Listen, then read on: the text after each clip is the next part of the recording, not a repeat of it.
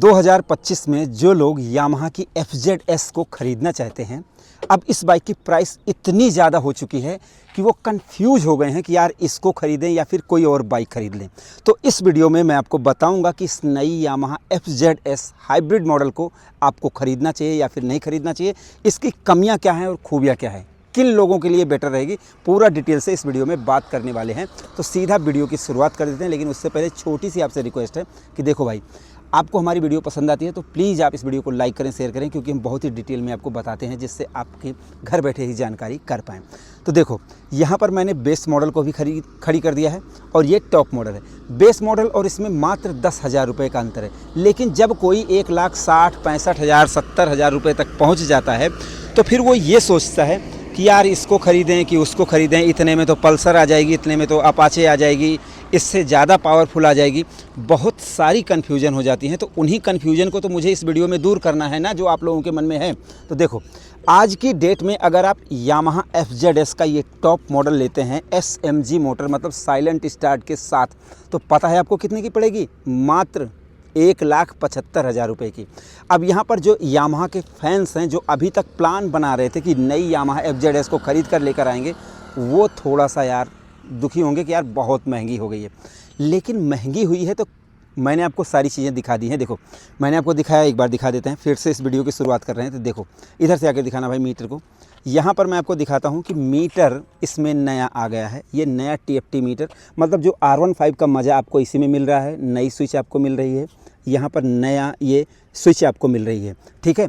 अब आपको ये सारी चीज़ें मिल रही हैं जो R15 आप वर्जन 4 में यूज करते हैं, M में, मतलब टॉप मॉडल में, वो सारे फीचर्स इसमें मिल रहे हैं। तो जाहिर सी बात है प्राइस तो बढ़ ही जाएगी। अब 1,75,000 रुपये में आप जैसे होंडा SP160 लेकर कुछ पैसे भी बचा सकते हैं और पल्सर ले सकते हैं, बहुत सारी अपाचे ले सकते हैं, बहुत सारी बाइकें हैं जो इसके जैसे भाई 12.4 हॉर्स पावर और 13.3 न्यूटन मीटर के टॉर्क के साथ अगर कोई बाइक ख़रीदता है 1,75,000 की, तो थोड़ा सा दुख होता, सोचता है।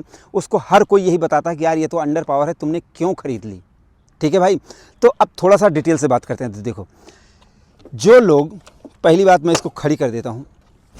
देखो भाई, ये बाइक कंपनी को भी पता है कि ये 1,75,000 रुपये की हो गई है। इससे कम में अपाचे 160 आ जाएगी, पल्सर N160 आ जाएगी, top model up side down 4 के साथ, और भाई 16 हॉर्स पावर की बाइकें मिल जाएंगी इस प्राइस रेंज में।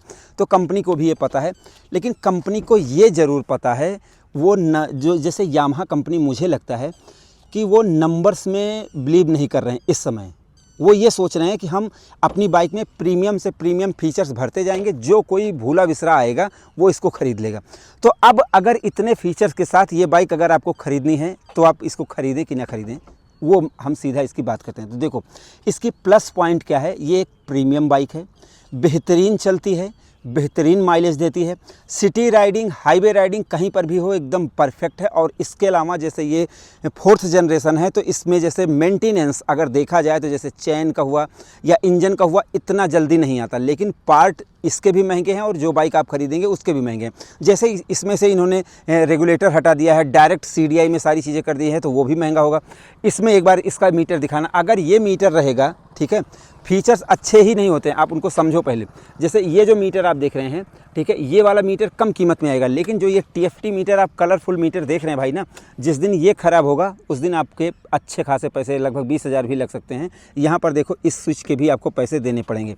तो देखो, इसकी मैंने खूबियाँ बता दी कि ये इतनी खूबियाँ। अगर कमियों की बात करें तो देखो भाई, कमियाँ यही है कि इसमें पावर आपको कम कागज़ पर लगेगी, बट इसकी वज़न के हिसाब से चलाकर देखोगे तो उतना फ़र्क नहीं पड़ेगा, क्योंकि ये रेसिंग के लिए नहीं तो आप MT खरीद लो, R15 खरीद लो, कंपनी ने सारी चीज़ें बना रखी है। अब आपको ख़रीदना चाहिए, और क्यों ख़रीदना चाहिए? तो देखो भाई, अगर आप एक प्रीमियम बाइक चाहते हो जिसमें आपको हाई लेवल के फीचर्स चाहिए, आप फीचर से समझौता नहीं करना चाहते हो, तो आपको यामाहा FZS ज़रूर देखना चाहिए, ठीक है। अब यहाँ पर ब्लूटूथ कनेक्टिविटी, नेविगेशन, ये बहुत सारी बाइकों में कम कीमत पे मिल जाते हैं, तो इसलिए इसकी कोई बहुत बड़ी बात नहीं है, लेकिन TFT मीटर इसमें मिल रहा है, वो बहुत बड़ी बात है।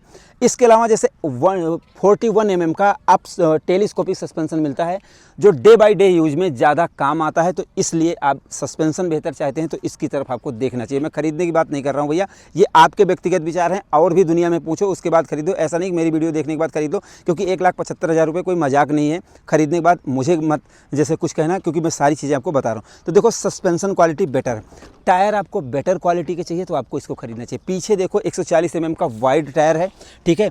तो 140 mm के वाइड टायर भाई सस्ते नहीं होते हैं, ठीक है, महंगे आते हैं। और ये क्वालिटी देखो कितना चौड़ा है, लोग चौड़े टायर के लिए शौक लगती है कि इतना चौड़ा टायर हो, तो इसमें 140 mm का, ये देखो 140 mm का टायर है, ये भी कोई मजाक की बात नहीं। और यहाँ पर ध्यान से देखो कि मोनो सस्पेंशन, 140 mm का टायर और इतने चौड़ी रिम जिस पे कोई सो सकता है। गुलिवर एंड लिलीपुट वाली मूवी के लोग तो इस पर सो भी सकते हैं, इतनी चौड़ी रिम के साथ और इतनी भयानक बाइक के साथ। वजन मात्र 138 किलोग्राम है, तो जो इन्होंने मैनेज किया है ना वो बेटर है। तो एक बेहतर टायर चाहिए तो आपको लेना चाहिए। अगर आपको better seating position, better comfort bike चाहिए, नो वाइब्रेशन, बढ़िया चले, जो चलने में एकदम स्मूथ हो, तो आपको इसको ज़रूर देखना चाहिए। बेस्ट से बेस्ट फीचर जैसे मीटर, स्विच, सारी चीज़ें इसमें बेटर हैं। तो इतनी चीज़ें हैं जिससे आपको ख़रीदना चाहिए। अब आपको ख़रीदना क्यों नहीं चाहिए वो भी आप जान लो। देखो भाई, इस प्राइस रेंज में इससे ज़्यादा पावरफुल बाइक आपको मिल जाएंगी। अगर आपको इससे ज़्यादा पावर चाहिए तो फिर आप किसी और कंपनी की बाइक या फिर इन्हीं की R15 या फिर MT-15 पर आप शिफ्ट हो सकते हो। माइलेज जितना इसमें मिलेगी उतनी ही सब, चाहे जो भी बाइक खरीदोगे इससे कम ही, जैसे अगर आप 160 सीसी खरीदोगे तो वहाँ पर माइलेज आपको थोड़ी कम मिलेगी। तो यहाँ पर माइलेज भी ये एक्यूरेट करके रखती है। फ्यूल इंजेक्शन सिस्टम इसका सही है, जल्दी से ख़राब नहीं होती। तो अगर आपको पावरफुल बाइक चाहिए उसी प्राइस रेंज में तो आपको किसी और बाइक की तरफ देखना चाहिए। आपको जैसे ज़्यादा वजन की बाइक चाहिए तो किसी और बाइक की तरफ देखना चाहिए। थोड़ा सा और बेहतर लुक चाहिए किसी और डिज़ाइन में तो आप उस दूसरी तरफ। बाकी इसमें अगर देखा जाए तो ये बाइक फीचर्स लेस और एक प्रीमियम, मतलब कंपनी ने इसमें भर के जो डाले हैं, जैसे 41 mm का सस्पेंशन, चौड़े रिम, चौड़े टायर, अच्छा खासा माइलेज, अच्छा खासा फ्यूल इंजेक्शन टायर। तो इनकी वजह से कंपनी पैसे ले रही है। थोड़ी सी ओवर प्राइस तो मुझे भी लगती है भाई ये, क्योंकि इतनी प्राइस नहीं होनी चाहिए। इतनी प्राइस बहुत ज़्यादा है। मुझे लग रहा है कि एक 50-60 ले लो, उतना तक तो चल जाता है, चाहे मीटर दो या ना दो, वो अलग बात चीज़ है। लेकिन अब जैसे R15 का मीटर लगा दिया, इसके लिए अलग मीटर डिज़ाइन करते तो थोड़ा सा इसमें कम प्राइस हो जाता। तो मैंने आपको सारी चीज़ें बता दी। एक बार मैं आपको की पॉइंट बता देता हूँ। देखो, अगर आपको एक बेहतर प्रीमियम प्रोडक्ट चाहिए, ठीक है, आपको किसी और के साथ कंपेयर नहीं करना है, तो फिर आपको यही खरीदना चाहिए। अगर आप ड्रैग रेस के लिए ले रहे हो, इसी प्राइस रेंज में ऐसी बाइकें मिलेंगी जो पावरफुल होंगी, जिस पे आप ड्रैग रेस कर सकते हो, तो फिर आपको भैया ड्रैग रेस के लिए कोई और बाइक देखनी चाहिए, क्योंकि ये ड्रैग रेस के लिए नहीं है, ये सिटी कम्यूटर और ऑफिस जाने के लिए एक प्रीमियम बाइक है। तो सारी चीज़ें तो भैया मैंने क्लियर कर दी है।